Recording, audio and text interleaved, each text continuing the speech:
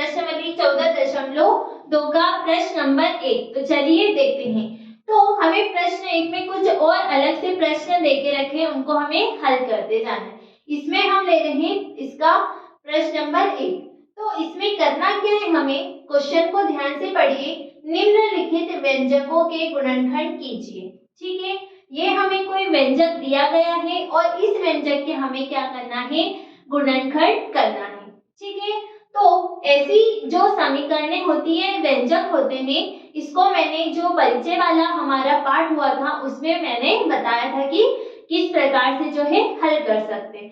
तो अब हमको उसी का उपयोग कर करके ये प्रश्नों को हल करना है। ठीक है, तो क्या करेंगे, देखो यदि इस प्रकार से व्यंजक है तो हमें कोई दो संख्याएं इस प्रकार से लेनी होती है कि जब हम उन दो संख्याओं का प्लस या माइनस करें तो हमें ये वाली संख्या मिले, और उन्हीं दो संख्याओं का जब हम गुणा करें आपस में तो हमें ये वाली संख्या मिले, है ना।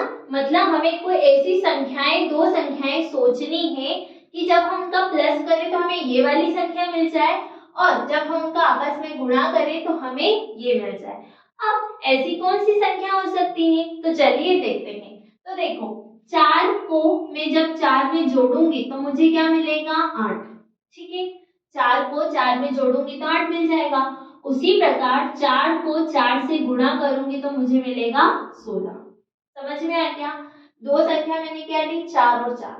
जब मैं 4 और 4 को जोड़ रही हूँ तो 8 मिल रहा है, और 4 और 4 को गुणा करूंगी तो मुझे 16 मिल जाएगा। समझ में एक बात?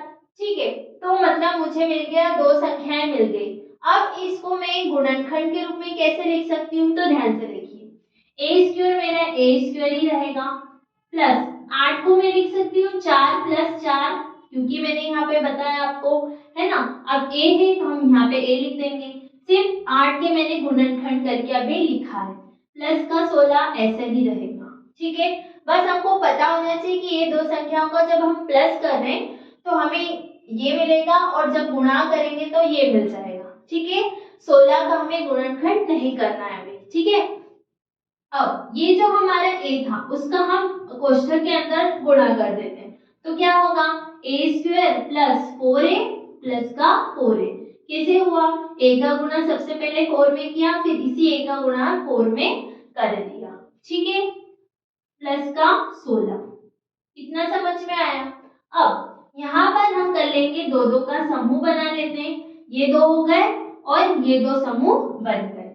अब हम क्या करते हैं कि इन दो पदों में हम देखते हैं कि कौन सी संख्या, है ना, या कौन सा चर दो बार आ रहा है, तो हम क्या करते हैं, उससे बाहर निकाल देते हैं, या बोलेंगे कि इनमें से सार्वगुणनखंड क्या है। सार्वगुणनखंड मतलब कि जो दोनों में आ रहा है। तो अब देखेंगे, देखो यहाँ पर ए स्क्वायर है, मतलब ए स्क्वायर का मतलब क्या होगा, ए गुणा में ए, मतलब कि 2a है, और इसमें तो 2a है। अब इसमें भी a आ रहा है, आ तो रहा है ना, आ रहा है। तो मैं क्या करूंगी, इसमें भी a है, इसमें भी, तो एक a को मैं बाहर कर दूंगी, मतलब सार्व ले लूंगी, सार्व गुणनखंड ले लूंगी, या फिर बोलेंगे कि उभयनिष्ठ ले लेंगे, है ना। तो मैंने यहाँ से a कॉमन ले लिया। अब जो बचता है हम क्या लिखते हैं, उसको कोष्ठक में। तो देखो यहाँ से एक a तो चला गया, 2a थे, यहाँ देखो a स्क्वायर है मतलब 2a, तो एक a तो मैंने बाहर कर दिया, बचा कितना है, 1a। तो यहाँ पे लिख दूंगी 1a, प्लस है तो प्लस लगाएंगे। अब 4a में से a तो बाहर चला गया, बच कितना गया, 4, तो 4 को यहाँ पे लिखिए। समझ में आया क्या क्या किया है यहाँ पे, जो सार्वगुणनखंड थे इन दोनों में से, तो उसमें से हमने बाहर कर दिया जो सार्वगुणनखंड था, जो कि दोनों में आ रहा था। तो जो a है हमारा वो दोनों में आ रहा था, तो हमने उसको बाहर कर दिया, और जो चीजें बच गई थी हमने उसको एक कोष्ठक में डाल दिया। ठीक है, अब यहाँ पे लगाएंगे हम प्लस, क्योंकि यहाँ दोनों जगह प्लस है। ठीक है, अब यहाँ से हम क्या ले सकते हैं बाहर, यहाँ पे 4a है और यहाँ पे 16 है। तो यहाँ पे आप देखोगे तो 16 को कैसे लिखा है, 4 गुणा में 4, मतलब जब 4 में 4 का गुणा कर देंगे तो 16 आ जाएगा। ठीक है, तो देखो 4a इसमें भी है, और जब हम 4 को कुछ इस प्रकार से लिखेंगे तो 4 इसमें भी आ रहा है ना।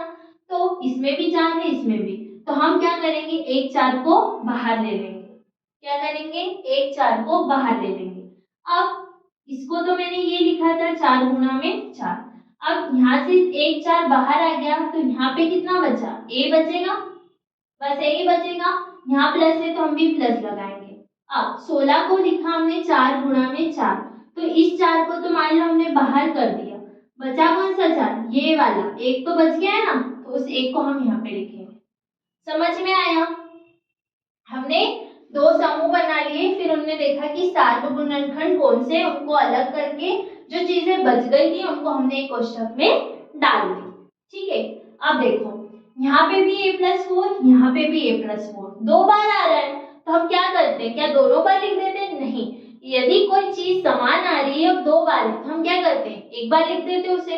तो a+4 हमारा एक बार हम लिख देंगे। अब ये जो चीजें बाहर है उनको हम एक कोष्ठक में डाल देंगे, तो क्या था, a+4 यही बच रहा था कोष्ठक के बाहर, तो हमने उनको एक कोष्ठक में कर दिया। तो गुणनखंड क्या है, a+4 और a+4 समान ही है ना। तो ये था हमारा इस व्यंजक का गुणनखंड। ठीक है, तो यही हमारा जो है उत्तर है। समझ में आया किस प्रकार से जो है हमें गुणनखंड करना है। ठीक है, और प्रश्न करेंगे तो ज्यादा अच्छे से समझ में आएगा।